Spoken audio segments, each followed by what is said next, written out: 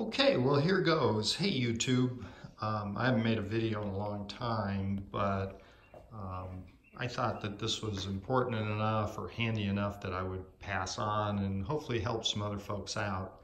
I have a rigid R4513 table saw. This is considered a job site saw. It folds up. You know, I've had it now about 4 years, so I can say I've lived with it for a while, and overall I'm very happy with the saw. Some of the things I don't like, it's a little loud, being a direct drive saw, but you know, I've cut up a ton of honeybee boxes and a bunch of projects around the house, and this was kind of my step up from a circular saw and a guide. And boy, it's really, really nice to have a tool that you can depend on. I'm making this video though because I had a lot of trouble with healing the blade. And when we say healing the blade, what we're talking about is straightening the blade or aligning the blade between the miter saw, or I'm sorry, the miter gauge and the blade to make sure that that's straight. You know, I don't want to offend any actual woodworkers out there because I'm certainly not one. I'm a hack for sure. But as I've been coming along, I've been noticing I've been getting a little burning of the wood. And as I was checking the adjustments of the blade, this blade was cocked this way on the saw too far, and I couldn't adjust it correctly. I'll show you the adjustments here on the back of the saw, where you check that, and how you do that is there's two screws here, and they're Allen screws. You loosen those two screws, and then what you do is there's a third Allen screw in here that you turn that. The problem was that's on a cam, so you can turn it to the right, or if you keep turning the screw the same way, the blade will just waggle back and forth. And I didn't have enough adjustment to make it truly straight. So I called Rigid. I talked to Rigid Tech Support, and they said that that's something that, you know, should go to the service center. And when I bought this this unit, it came with a lifetime service. So I took it to a Rigid authorized dealer. They had the doggone thing the better part of 6 weeks. Then replaced the motor and the carriage and a whole bunch of stuff on it, and I brought it back, and unfortunately it was exactly the same way. So I was really frustrated by that. So I called Rigid, and you know, again, took it to actually this time a different Rigid shop, which was the Home Depot tool center. They're all authorized Rigid repair centers. And there, they sent it, and checking on it, they actually sent it to their depot level maintenance, and I had really high hopes that it was gonna come back correct. So that was gone the better part of 2 months.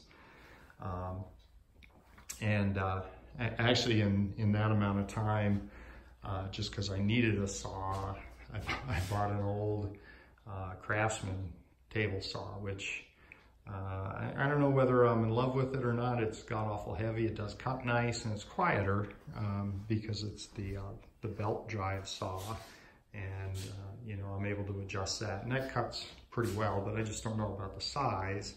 As you can see, I'll kind of pan around. I'm in a one stall of our garage. I've kind of taken over, so I really like the idea of portable tools and being able to fold things up. And for a lot of what I do, this little Rigid table saw does really well. So I was really frustrated. I called back to Rigid service and expressed my frustration. And this time though, got a really good tech who I guess they have a demo saw there in their shop that he was able to take a look at. And he gave me some guidance on resetting that healing, which isn't in the manual. And that's really the reason I was going to pass this along to you guys. So let me set this down. I apologize for my camera work. My camera work is probably about equal to my woodworking ability, but I will try to give it a try. So you can do as much as you can with the top adjustment, but then there's another adjustment here on the bottom.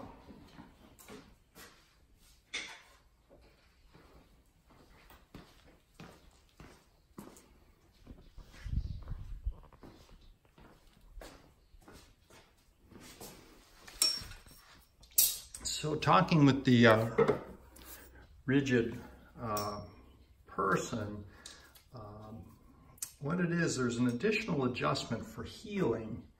And all it is that there's two set screws. There's one here, and then there's one down there.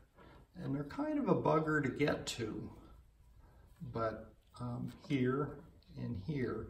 And those two holes are actually on a slot. So it's not a big slot, but you get a little bit more adjustment if you loosen those up and then slide the front of the saw or the front of the blade, basically the opposite way of how you need the heel to go in the back.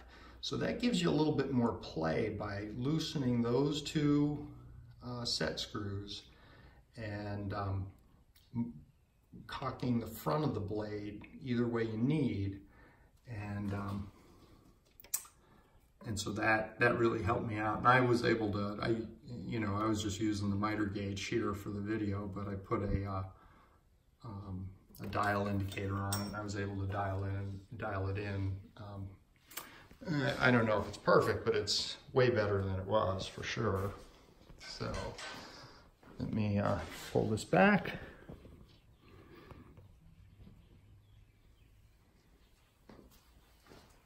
I do really like how lightweight this saw is and how portable it is, that I'm able to slide it against the wall, because this garage also shares a home with a motorcycle and other projects and snow blowers in the winter and that kind of stuff.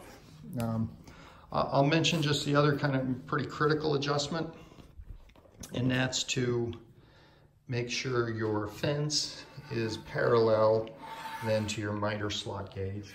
And that's fairly easy and straightforward. What you do is you have 4 Allen screws that hold the top of the rip fence on. And you just loosen those 4 and you just give it a couple of taps one way or another and make sure you're straight and parallel. I think I'm actually still just a scooch off, but that's pretty easy to adjust by loosening those and tightening them. And then the other adjustment that I like to do is, here are your measurements. You loosen up these 2 screws, and then you can use this fence or the ruler in the rip gauge, and really you can dial that in pretty close. Always double check it. It seems like you can get it close for either close measurements, or you can get it close for when it goes out, but it seems to drift just a little depending on what you're doing. But otherwise, I really like this saw.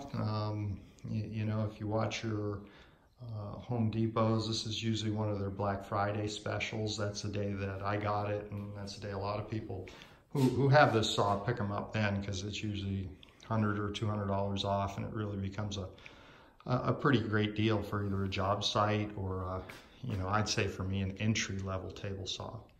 So with all that being said, thank you for putting up with my rambling, and hope that this helps you out like it did for me.